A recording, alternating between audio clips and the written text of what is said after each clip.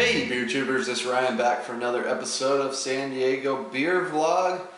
I think this is going to be my last beer for Christmas Beer Week. I'm going to be looking at Port Brewing's Santa's Little Helper. Now there are two beers called Santa's Little Helper. There's Ports and the other one is Mikkeller.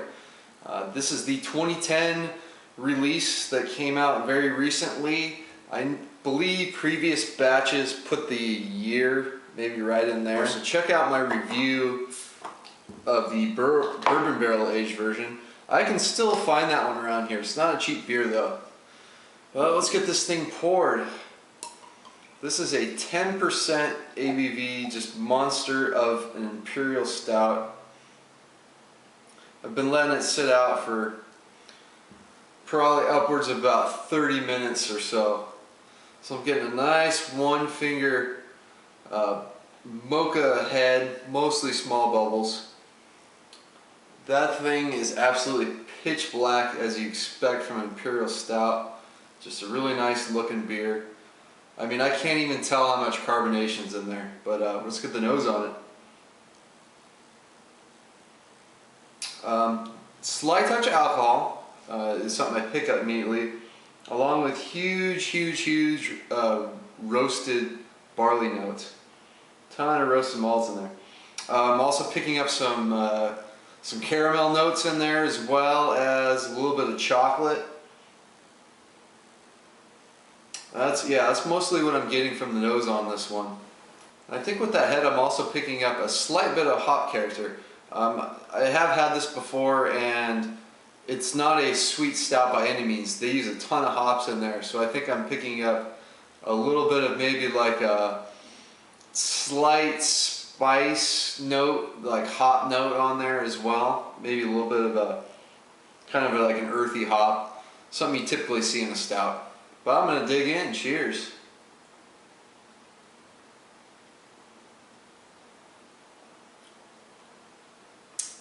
It's such a big beer.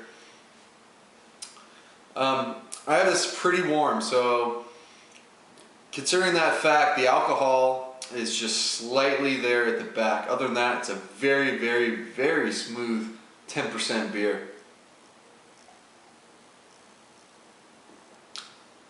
Very much a full-bodied beer.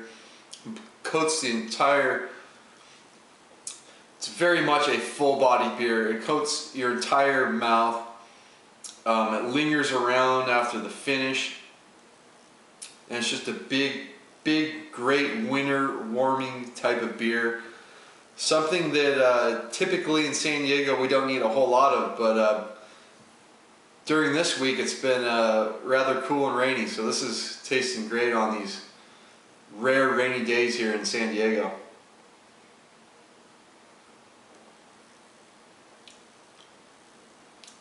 So up front I get a lot of dark chocolate. Maybe a touch of milk chocolate in there, but it's mostly dark chocolate that fades into those big time roasted notes. And then the finish kind of has like an espresso coffee finish to it as it goes down. So it's just malts all the way. But like I said, there's a ton of hops in this beer, and at no point does it go too sweet on you at all, nor is it too bitter.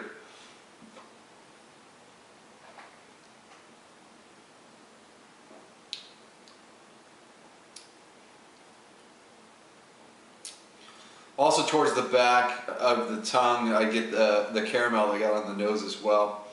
So it's got all the flavors you want in Imperial Stout. They're all there, they're all prominent, except for maybe the dark fruits. I don't get a whole lot of dark fruits on this one. This is pretty much bitter chocolatey coffee, caramel kind of style of a stout. This thing will age real nicely. Check out the Master of Hoppets.